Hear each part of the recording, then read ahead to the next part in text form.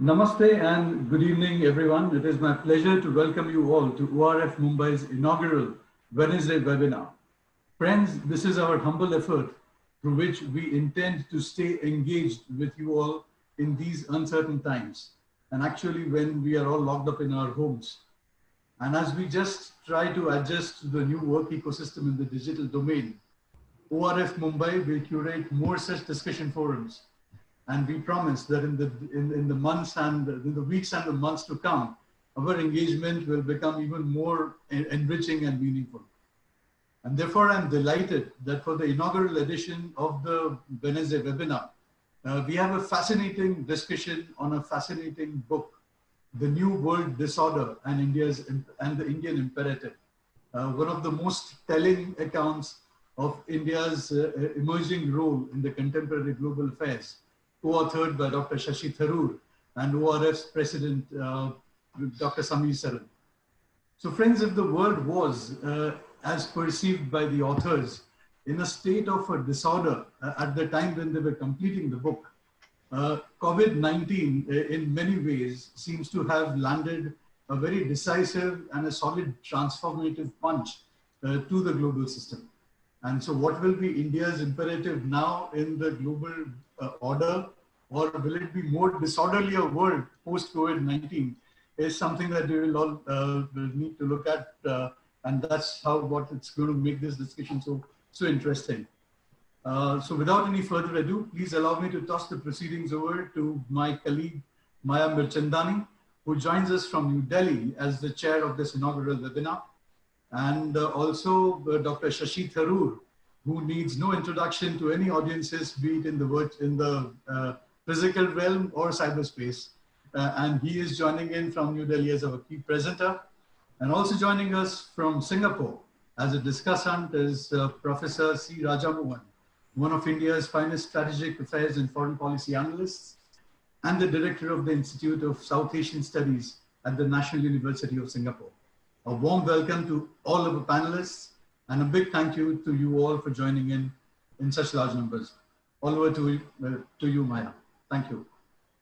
Dhaval, thanks a lot for that, and thank you for also having introduced the panelists, so we can actually dive straight into the discussion, which is, as you said, on Shashi Tharoor and Samir Saran's new book, The New World Disorder and the Indian Imperative.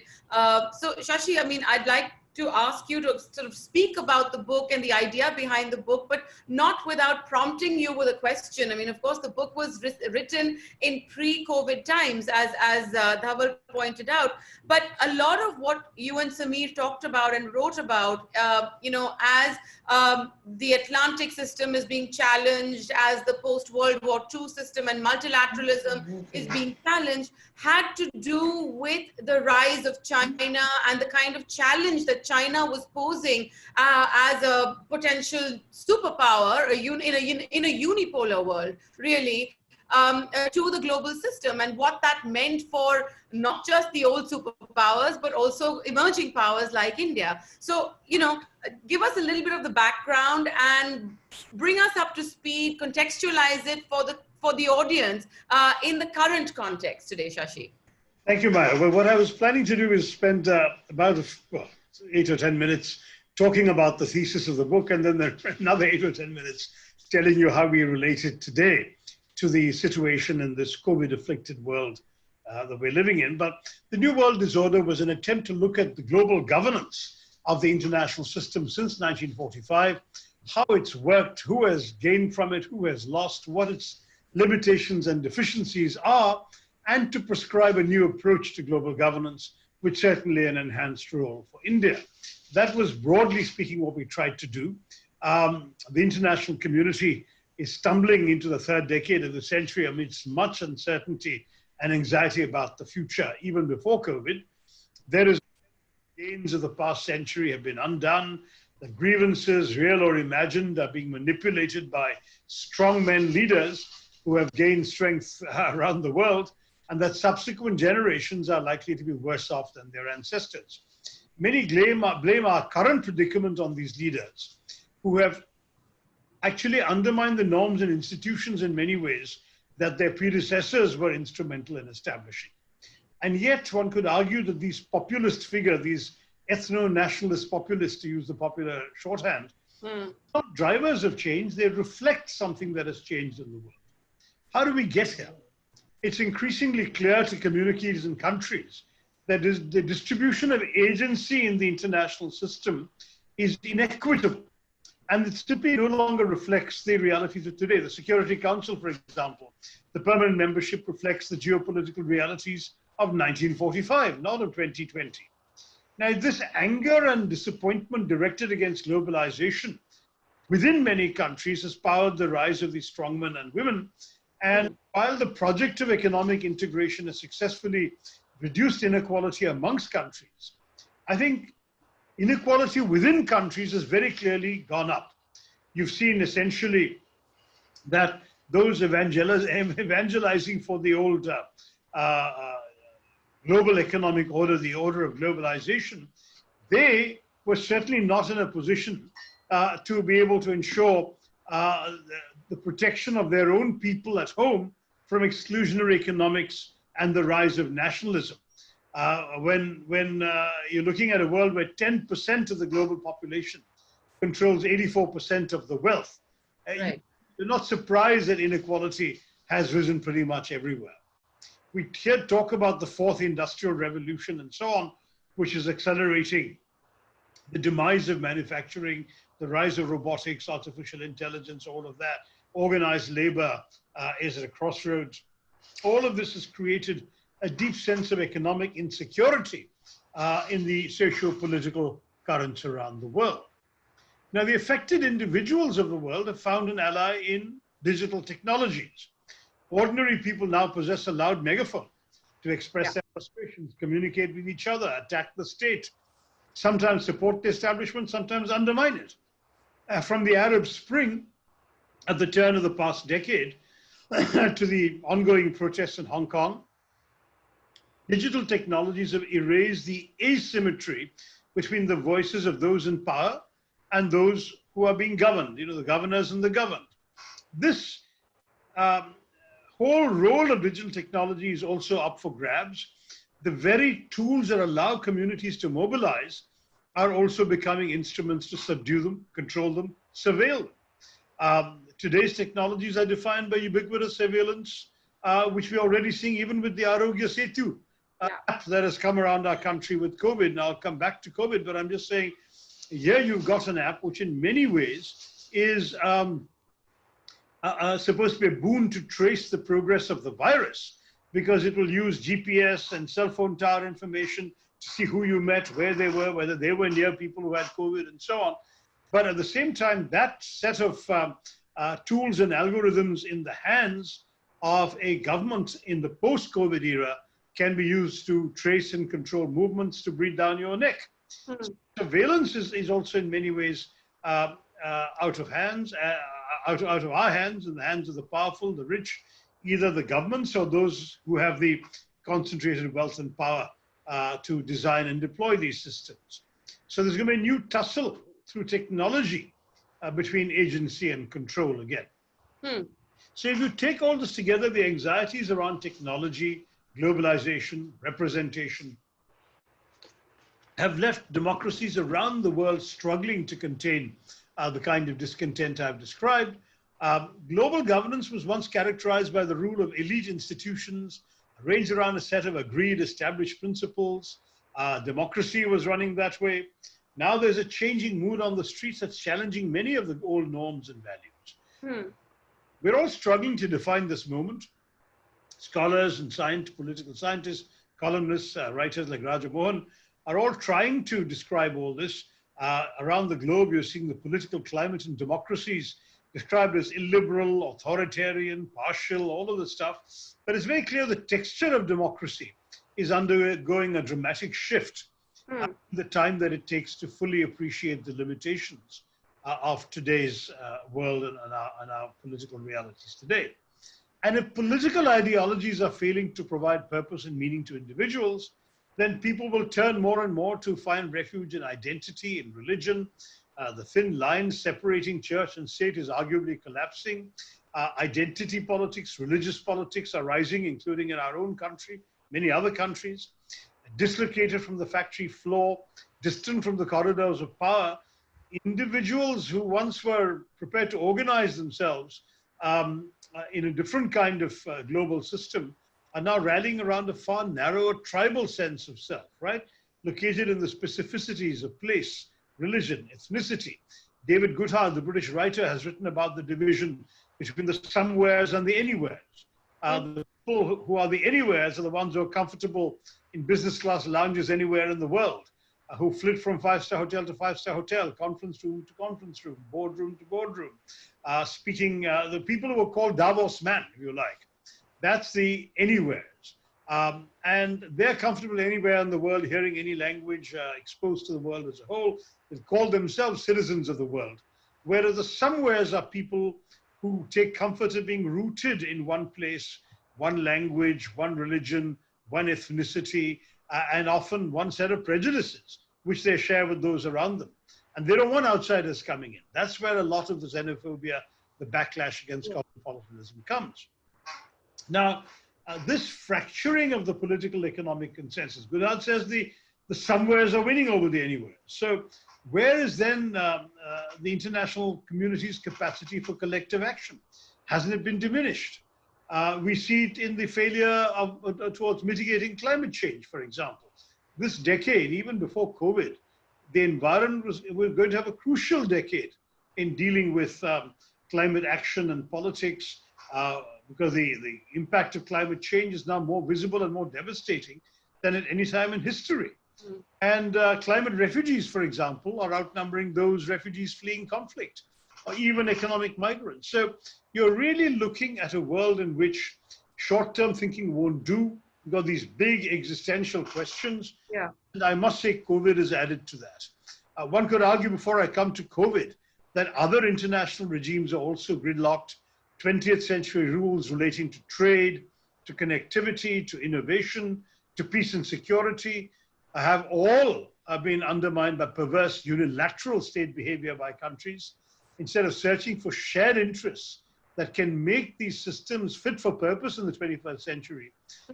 Seem to be locked into an increasingly destructive zero-sum race. And it's having seen all this that Samir and I wrote about the New World Disorder, because we felt it was extremely important for the world to realize that the systems that have been running the world since 1945 have essentially been completely undermined.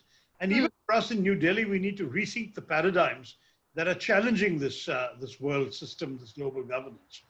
And for us, the need is for India's reflexive and discrete responses to these challenges to evolve into the creation of a coalition of like-minded leaders who will use their individual and institutional capacities to respond to the demands of global governance in the 21st century. The fact is that this century will take shape in an era of strong leaders, strong corporations, and strong communities. An era where cooperation is sporadic, where contest is frequent, where consensus is elusive.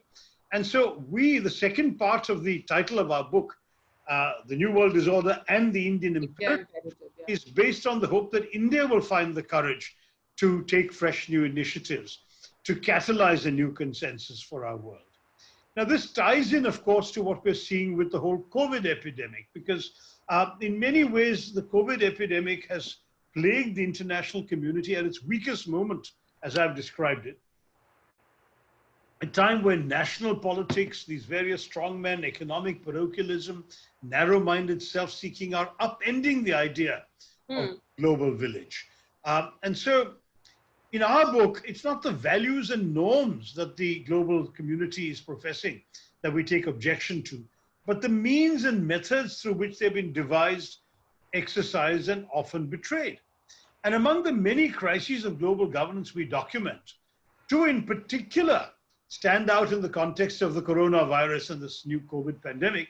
The first is the waning legitimacy of international institutions that I talked about, because see what happened with the World Health Organization's response to that outbreak. Exactly. The attack by President Trump on the WHO, now the new letter going around everybody's WhatsApp from the US Congress, making various accusations to the WHO. Certainly, pretty much all agree that the indulgence by WHO of the official Chinese line went far too long.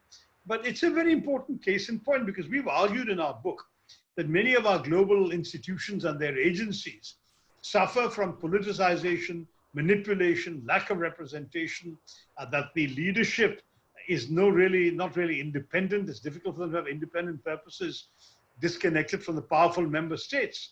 And that's true. I mean, I've often argued, for example, that the Secretary General of the UN or the Director General of the WHO should have one single non-renewable term.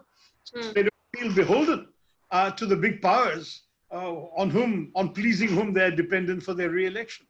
But what we're seeing right now is very much that the domination of China and the WHO, the domination of the US and some other organizations, all of this show these limitations that Samir and I talk about in the book. And the second crisis is about the resurgence of national sovereignty, the wave of ethno-populist nationalism. Taken together, our world seems increasingly less willing to cooperate and also less able to cooperate. Look at the headlines we've been seeing around the world during COVID, right? The Trump administration's America First instinct. That's seen them attempt to source a vaccine for the American people alone from Germany, to cancel pharmaceutical imports from China, to threaten India in a press conference with retaliation. We didn't sell them hydroxychloroquine, and to stymie even global consensus on a resolution in the Security Council or at the G7 by insisting on the divisive Wuhan virus formula, which is why neither the G7 nor the UN Security Council could agree because China wouldn't allow it, right? Beijing, meanwhile, has got away with letting the virus loose, handling it initially in an opaque manner, and manipulating the institutional architecture that should have responded to it. And now it's trying to play savior by supplying emergency medical equipment to the world, emergency medical teams to Italy. And all of this come at a price well beyond the cash value, because experience suggests that nations will be expected to pay for Chinese help with silence on China's misdemeanors. Even the EU, which was seen as the last torchbearer standing of integration and globalization, has completely failed after Brexit to support its member states in their worst public health emergency in modern history. There's a real division between the rich countries of Northern Europe and the rest, and they will emerge much the worse for this from the EU. So we, Samir and I, can only look on with disappointment that the thesis of our book is playing out in real and with such fatal consequences. Now, I don't want to suggest that in our sweeping critique of global governance, we want the world to think, our readers to think, that it's a futile enterprise. On the contrary, it's the recognition of the interdependence and shared resilience and shared fragility of our global society that prompted us to undertake this exercise. Had global governance been working effectively, the world would have identified the coronavirus as soon as it emerged.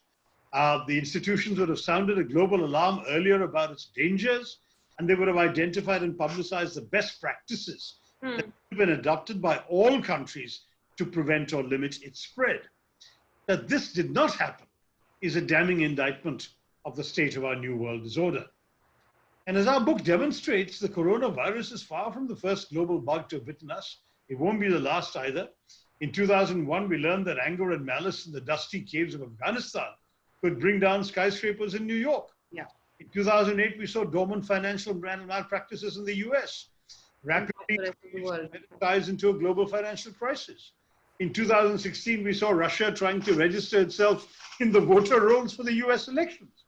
So is that a new and global market for foreign influence operations? So it's very clear that the sheer complexity of our interdependence, the impossibility of measuring that interdependence requires more global governance, not less, but it needs a better form of global governance. And that's why we talk about the Indian imperative, because these imperatives, obviously in India, our first imperative during the virus and the epidemic is to provide for our people. But the truth is that we're facing challenges there. Our vast and mostly undocumented and migrant informal workforce is already suffering damage from the economic fallout of the virus. Then the medical staff, healthcare workers, flight attendants, teachers, service industry workers, all professions that are protected, underpaid, vulnerable, they may be collateral damage. We remain hopeful that India's government, India's society will see this crisis as an opportunity to give ourselves a reboot, resolve the many socio-economic inequities that plague our country. If not, the alternative is horrible to contemplate. But let's also move beyond the domestic to the international and say that these domestic experiences and policy lessons must be used by the government to shape India's international engagement. The pandemic has accentuated governance challenges confronting most emerging economies. Responding to their needs presents India with the opportunity to be a very different type of power. The source of the US's power was its vast geopolitical network, its military might, diplomatic alliances, economic institutions. China's rise, on the other hand, was based on its geoeconomic power, its control over supply chains, its manufacturing for the world, its trade, all of that. India can't do those two things. What we can possibly do is become the world's first development power. That is, our rise being linked to our ability to provide governance solutions to the development needs of millions of people and countries in Asia and Africa. And for that, we'll have to reboot the ethic and method of global cooperation. We have to call out the fact that the world is dangerously slipping into spheres of influence, exclusive arrangements, limiting our ability to respond effectively to global challenges. India's early outreach to our South Asian neighbors in the SAARC community, our proactive role in the G20, all of this demonstrates that it remains adept at navigating ideological and political diversity comfortably, something it needs to do at home as well. We are not doing the better management of our diversity at home that we can do, and we need to get that right to be credible abroad. I'll conclude by saying that the rapid and global spread of the coronavirus epidemic is a devastating reminder of the consequences of the New World Disorder. It's also a timely reminder to the sovereign states in the world that the reassertion of sovereignty must not imply an abandonment of global responsibilities. When the current pandemic is over, the globe must learn lessons about what happened, how international systems and institutions can be strengthened, and how we can reform global governance in order to forestall the recurrence of another botched up COVID kind of situation. I will stress that many will find in this pandemic an opportunity to close themselves off to the international community, to put up the barriers, protectionist barriers, bring businesses back home, no longer rely on global supply chains and so on. India must defy such impulses. If anything, Indian leadership in these times and a new ethic and a new resolve for global governance, that's the Indian imperative. That may be just the vaccine that the international community needs to get through a new decade of better global governance. I'll stop there and listen to you folks and take your questions. Right, Shashi. Thanks so much for those remarks. And I'm going to just toss over to Raja Mohan as well with a quick question. But before I do that, just a housekeeping announcement for, we have about 123 participants who've joined in to this conversation. And I just want to request you all that if you have any questions for our panelists, once both of them are done speaking, put them in the Q&A tab and I will pick up the best questions out of that and toss them to the speakers as well, and they'll be hopefully able to address your queries. But with that, Rajamohan, let me ask you, Shashi started his comments by talking about the challenges that had been posed to international systems in, just up to the last year before COVID. And some of the things he pointed out was about, the collapse of the global order in a sense post sort of economic protectionism coming in play in certain countries, how we're seeing what some scholars call like a democratic backsliding, so to speak, which allows populist leaders and strongmen to use the very tools and the very mechanisms of liberal democracies, like elections and things like that, to their advantage, and then feed on grievance and anger and protectionism and things like that. So we have examples of that all over the world. We've just seen, for example, in the midst of this COVID crisis, what Viktor Orban has done in Hungary with his power as well, and the idea of ruling by decree until further notice. So that's one part of the question. I mean, the Indian imperative, can it can it withstand this kind of political buffeting on the global stage? That's one. And the second part that I'd like you to take on is, the point that Shashi made about the value of international organizations and multilateral frameworks, and the need to kind of also find ways to boost that kind of collaboration rather than turn protectionist in a deep way. But, we've seen the United States walk out and say it's going to stop funding from the WHO. It's walked out of the Human Rights Council last year as well. And yet it expects that agencies which it treats with disdain are going to actually also look at the United. I mean, there's a contradiction over there, that the US is saying on the one hand, they're not doing any work, or they're battling for China, or they're battling for, any other country, or the Russians, or whatever have you. But, we're not going to do anything about it. We're just going to walk away. Is that the right answer or the right approach? I mean, can we find a middle ground here? I think, let me begin by congratulating Shashi and Samir for doing this book. It's an important book, and I think it comes at a time, as I say, in most of the things, timing is everything. So Shashi and Samir have got the timing right. That's right. So in fact, it comes exactly at a time when the COVID crisis, as Shashi said earlier, has only accentuated the already existing trends. So it's not something that has started. We've seen these trends build up certainly since 2008 with the global financial crisis. So I think it's less about populism. I think it's less about values. It's less about the institutions. My sense is there are 5 broad themes, and I think Shashi had covered the whole range with a broad set of issues. I would just identify 5 quick issues and see how India needs to respond to them. I think first is globalization. After 1990, it was assumed that globalization was inevitable, irreversible, and everyone has to deal with it. What we've seen happen in the last 10 years is people in the developed countries who feel they've lost from globalization, that America's global elite, in partnership with other global elites, was outsourcing jobs, insourcing labor, and has put them at a terrible, double disadvantageous situation.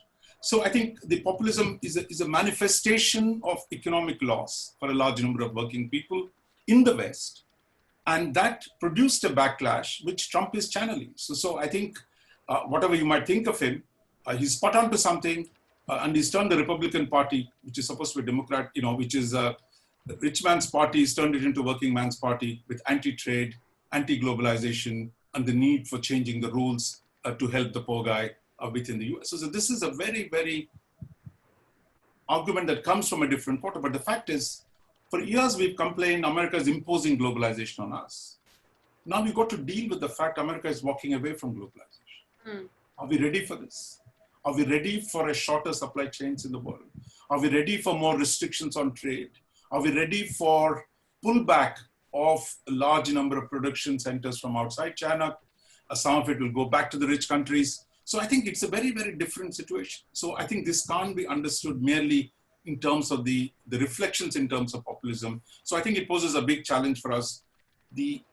What seemed last 30 years a central feature of global economy is being reversed. And I think we're just at the beginning. Whether it's WTO or WHO, both a whole lot of institutions are going to come under stress. Second, I think, is the power struggle that has begun between China and the US. So part of the argument in globalization is that, look, China has gamed the system and has taken advantage. China, when you say China is the factory for the world, it today exports to everyone and creates deficits everywhere. Therefore, must people just accept it? It doesn't make a difference to Google. It doesn't make a difference to Amazon, but it does make a difference to people in Ohio, people in smaller places. So I think they're pushing back. So I think the whole question that if China has gamed the system, like in WHO or in WTO, America is pushing back. Now, you could argue with the methods, the style of Trump's governance, but we must see this for what it is. It is a genuine power struggle between US and rising China. And this, when you talk about the Cold War, the big difference between US and Russia, US and China is the second largest economy. Russia never was. China is globally integrated. It dominates a whole lot of flows. So it's going to be a very different game. So we are into a new Cold War, which is very different from the first one. And how this power struggle plays out, I think, creates conditions for India. Are we going to be non-aligned? Are we going to be multi-aligned? So where are we going to be? That is a question that's going to come to us in a big way. The third is the digitalization that is taking place, and that is changing your society, your politics, your political mobilization, your media, and the interrelationship on the cyber issue. The book talks as a whole chapter on cyber-related issues, the whole governance of the new digital world, in which again the China's dominance of 5G, China's use of its current dominance is again a problem. So therefore, the pushback against 5G also begins from the US, and I think India partly agrees with the US on the BRI and the push. So therefore, I think we are in a situation where how you govern the technology. The book has some very interesting insights there. So I would certainly recommend the chapter for most of you who want to read the book. The fourth issue is really the global governance, which is the central theme that she talked about. But I think I'm not a globalist, and I'm not impressed by this argument. Somehow suddenly Trump is wrecking it. The international institutions cannot transcend the power structure that exists. The UN did not work because Russia and America fought during the Cold War. Barring for a decade of the 1990s, when Shashi was probably in the UN in a leading role, the rest of the time, the UN never worked. So to bemoan today, somehow the UN is not working, it never worked. It created an illusion in the 1990s. Somehow Chinese and Russians will just go along with the Americans, and they're not.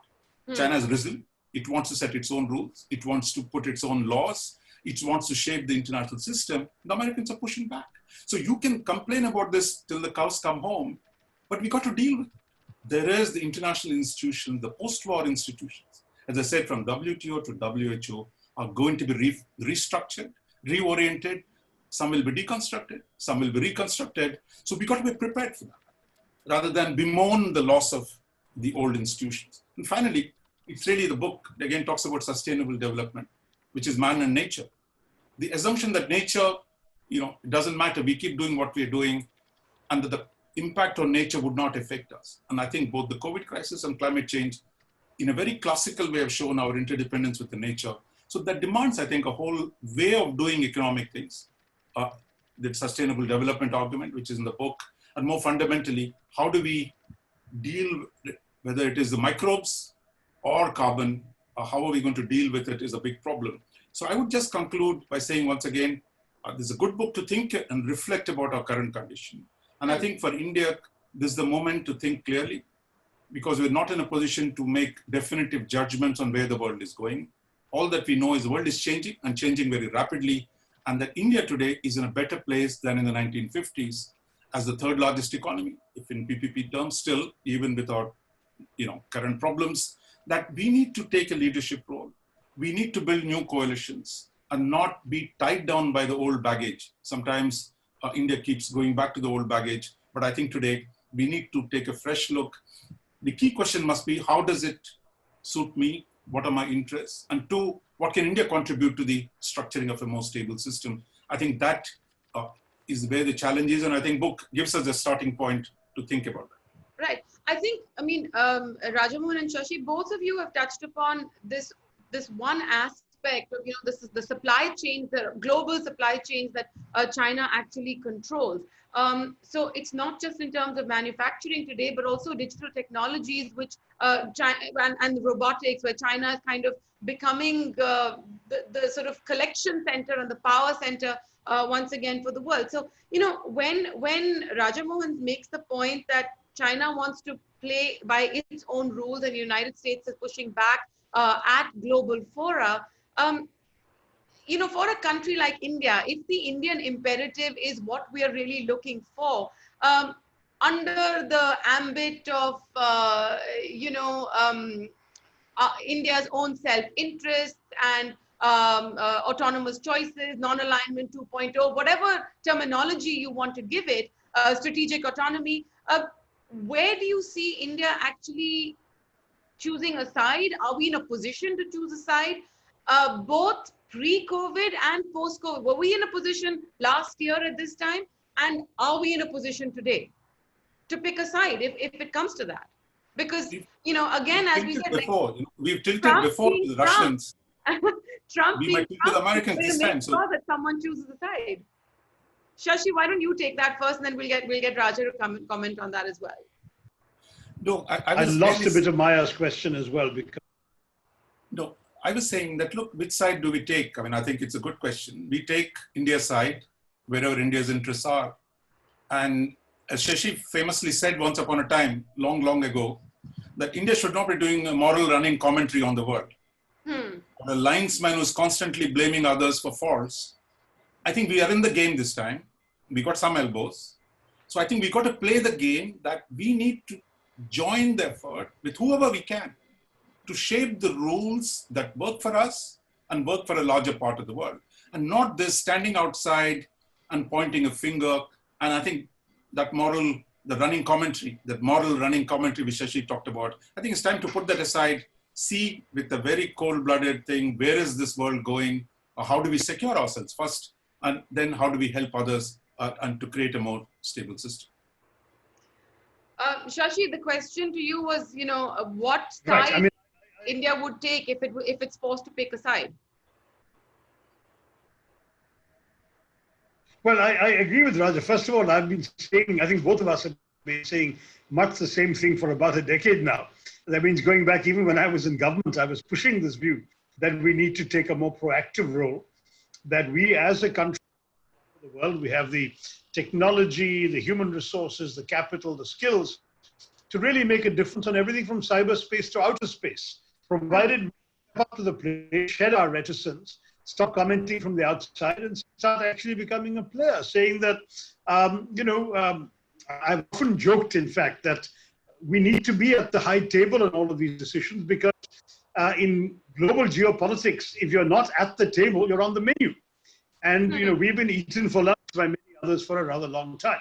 So the importance of actually being a rule maker rather than a rule taker, as we've been for 7 decades in the global system, this is something that's rather important.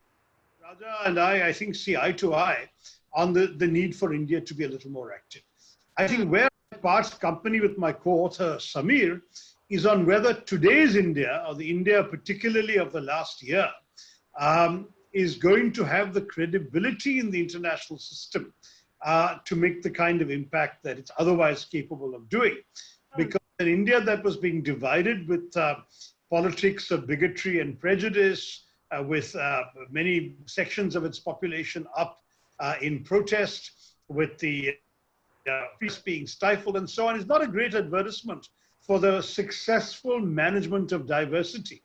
That how do we go abroad and preach the same thing that we are failing to do spectacularly at home? So I would say India, defined as being well beyond any one government, but the India that we all have seen over a period of time, is an India that is ready to play imperatively a role on the global stage. And there, I think we can identify, Raja and I, very easily the areas where we would agree on India stepping up, if it were willing to, because we know the areas where we can make an effective contribution, whether it's peacekeeping, whether it's rules for outer space, whether it's the digital divide and how to overcome it. The whole system of global governance rests on the idea you shape common rules for the road in the common interests of all of humanity. But now we have a number of leaders on the world stage who are all going on and saying America first and Britain out and India first and so on.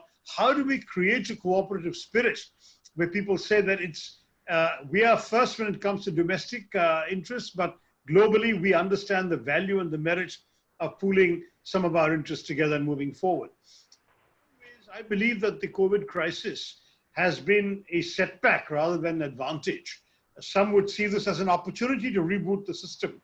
And the optimist in me wants to say that, and Raja more or less said it. Change will come and let's take the opportunity. My worry is that the wrong change may come. And the reaction to COVID, you may see more barriers going up between countries, whether economic barriers, barriers to trade, barriers to foreign investment. You already know about the Japanese story of giving $2 billion to Japanese companies to pull out of China and come back to Japan. And a further $250 million quietly has been given to those companies that can't be viable in Japan, but can pull out of China and move to third countries. Now, if it's merely a diversification of places of investment and supply chains, fine. Then we also gain from it, everyone gains from it.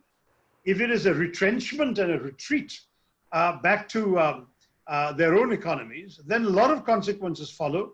The world becomes once again divided into various mutually unfriendly camps. Right. Consumer goods go up in price if China is no longer scaling up the advantages of cheap labor, mass scale manufacturing of the globe, and the supply chain for the world. But you're buying things made in America that used to be made in China, you'll be paying more for them. It's as simple as that. And in many ways, the global economy would look very different if the negative things happen.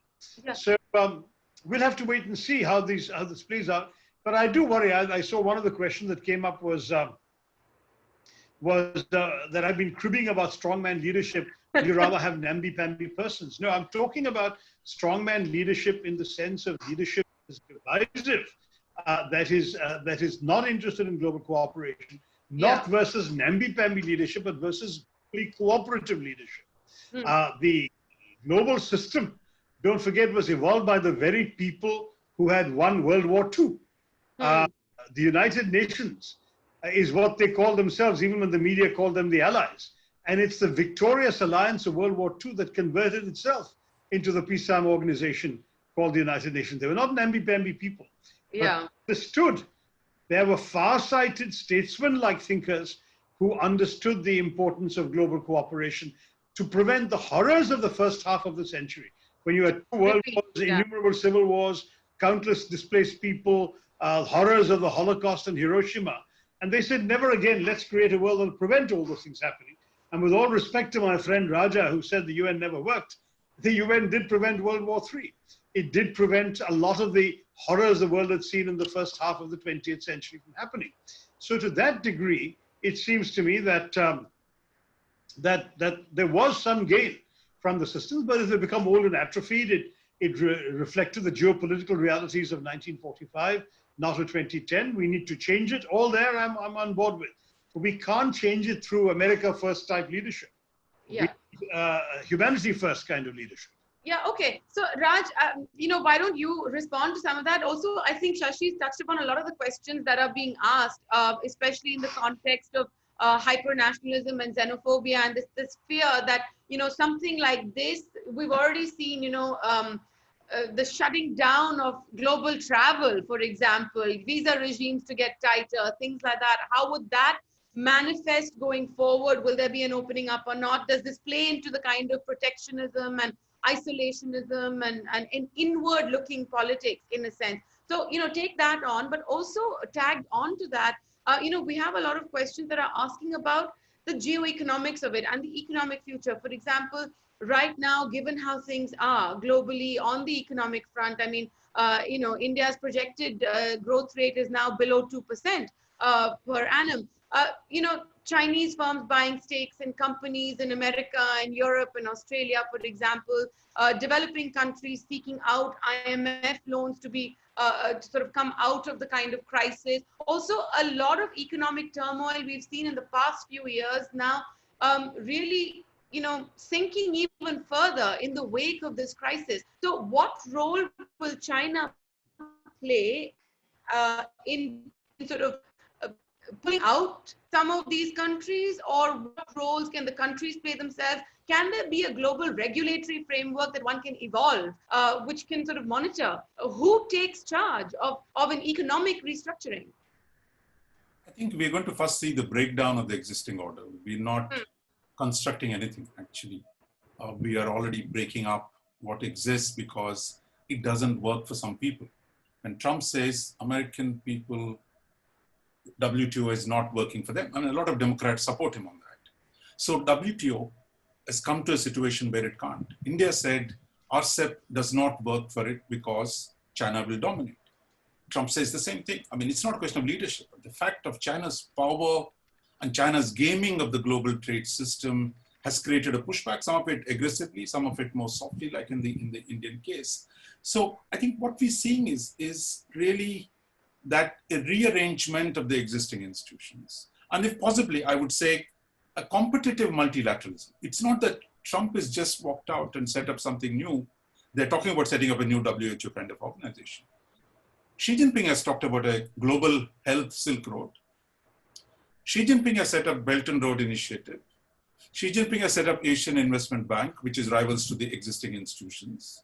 So they already, a rising China wants to set up its institution. They've already started this. And America has just woken up and they're pushing back. So I think there will be new institutions. And I would think this is an opportunity for us to be able to define a set of rules using our weight today, which we didn't have the weight in 1945. We had the moral weight, but today you have the economic weight to weigh in on many of these issues and shape the outcomes. But I think we have to be mindful of one important difference today compared to the last 30 years. Shashi talked about it, sovereignty. Sovereignty is back. The state is back. First thing you do is shut your borders down. When people say germs don't have, don't respect Don't borders. have a nationality, yeah. But it's not germs that cross borders. Germs come with people. So when every country has shut its borders and the flights were stopped. So I think this idea of the important thing is, look, when you're in a crisis, you're trying to protect your home. Now, how do we work the new rules? There I'm fully with Shashi, that this is not just about protecting yourself, which is the first responsibility of any sovereign state to its own people. But today, Shashi used a very important phrase, like-minded nations. So this is not about non-aligned movement. This is not about G77. This is about a group of people who share your interests to take that forward and create what we can, because there will be competing groups. After all, this doesn't respect the world lines. You had Saudi Arabia, the United States, and Russia. Three people, you can say they're democracies, not democracies. The three of them get together and fix the oil market. Does it fit into any of the old patterns? It doesn't. Russia, China is an US is an oil exporter. Russia has always been. Saudis are the swing producer. Today, they get together. So I think we've got to be open to creating coalitions with like-minded countries on an issue-based basis. Look, if BRI is a problem for you, then you work with the Americans and the Japanese to do something else. If you want to build something in the Indian Ocean, you must do something on your own, because US is an outside power. You can build your own internal capabilities and help other countries in the Indian Ocean. So flexible coalitions with like-minded countries, and creating multiple coalitions to pursue multiple interests. So I think what we need to do is take out alignment out of this equation. It is, we could be an important actor, we must pursue our interests, but embedded in some kind of a common good. That is what I think the balance between realists like me who say, look, power is what matters, and to Shashi who's saying, we got to work together to produce some kind of a global governance framework. And I think these two can be combined, and that is the trick. One, if the state is come back, the state has to be smart as well. It has to navigate the new possibilities and the new dangers that are coming from retreat of globalization, renewed power contestation, new technologies. In all these, the state has a very, very important role of balancing regulation and promotion of new institutions, new structures within, which will help us leverage our position in the international system. So Shashi, let me actually bring that back to you, because, Raja Mohan made the point that sovereignty is back. And I agree with him, because, the first thing we saw was this idea of these are our national borders and we're shutting them down and, outsiders stay out kind of thing. And up until even 3 months ago, we were talking about how the digital disruption and technology and, the way tech companies are kind of becoming almost supranational powers in themselves, have made geographical boundaries somewhat irrelevant. Do you agree that we have seen the revival of that boundary and that border in no uncertain terms? And if we have, how do we get back to a place where we can actually have this conversation about, borders having limited relevance, but, the world is a larger community? I think the questions on everybody's mind today, for example, all of us, as you said, are anywhere's people. We're comfortable in different continents, in different airports, in different cities all across the world. We've lived everywhere. Do we foresee that coming back? What is your projection? Rajamohan, do you want to take that on, and then we'll get Shashi back into it? No. I said, look, the state is back, both internally and as internationally. Internally, you've seen, you have the Tories in UK talking about rebuilding National Health Service. You have the Republicans talking about the poor people in the US. So the state is going to spend money like water now. You know, the US Congress is, both sides are together in spending money. So this idea of the Thatcher-Reagan consensus that underlay the globalization, because Thatcher-Reagan consensus came in the 80s and the globalization started in the 90s. Yeah. That consensus internally has broken down in the advanced countries. So therefore, and that reflects internally, the state is going to do more to address the questions of inequality, which we started with. It's also going to address the concerns of the people at the bottom half of the society. And that also means externally, the state, this idea somehow Google and Amazon will open up the world and everybody's going to be happy in this anarchic, stateless world. And that was always an illusion. And I think that illusion has been shattered by the COVID crisis, that without the state, today it's Facebook, Google saying, please regulate social media. Yeah. Please make sure that you set rules for us internally and rules externally, which is Microsoft, for example, is calling for a code of conduct. So I think the state and interstate with a dash, not supranational, not transnational, but inter-national engagement among like-minded states, I think is the key. And on the economic front, Rajamohan, what's your prediction? I think we'll wrap with that question because Shashi's signal seems to have frozen, but just answer that. Look, I think, as I said, look, there is going to be weakening of globalization. So at the same time, new productive forces are being unleashed by technology. So just as India walked out of the outset, now, what does it do? Does it create national champions? Does it say internally we need to rebuild our domestic capabilities? Like, for example, on the drug industry, all the APIs were coming from China. That's right. In the US, there's been concern, look, are you going to just let our nation's mere economic units that do maximization of profit for capitalists? Or are they social communities? Are they cultural communities which demand that finally this is not just about economic efficiency, but this is also about keeping a community or a nation together. And that's why the state has to mediate internally between capital and labor, between different groups, so that it is not the kind of wild ride that we've had all these years. And externally, you can't let other states take advantage or take international capital to take advantage of your internal structures. So I think it's a fresh compact between state and between states.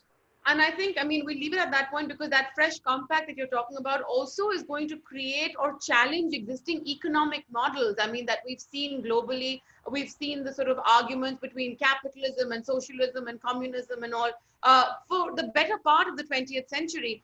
And today we're looking once again, the public, no matter what strata of society you belong to, whether it's the migrant laborer, whether it's people like us, whether it's the very wealthy, who are looking to the state, who are looking to systems that have been put in place by the state to actually pull us through these extremely uncertain times. So, I think that question about what kind of economic model or socio-economic model is going to have to be addressed as and when we emerge from this crisis. Dr. C. Socialism is back. Bernie Bros. So you'll see Mr. Biden moving to the left. A lot of presumed right-wing leaders are already moving to the left. Moving to the left. So I think you'll see a big shift that is taking place internally in most advanced countries. Right. Rajamohan, thank you so much for being on this. I know it's late at night in Singapore for you, but we appreciate your taking out the time. Shashi Tharoor, thank you for having been with us. We seem to have lost your connection, but hopefully we'll do many more of these given that we're all housebound and have time on our hands and have internet connectivity which still connects us across borders. So in that sense, borders still remain a little irrelevant. But thank you all for being part of this discussion, and we really appreciate your taking out the time.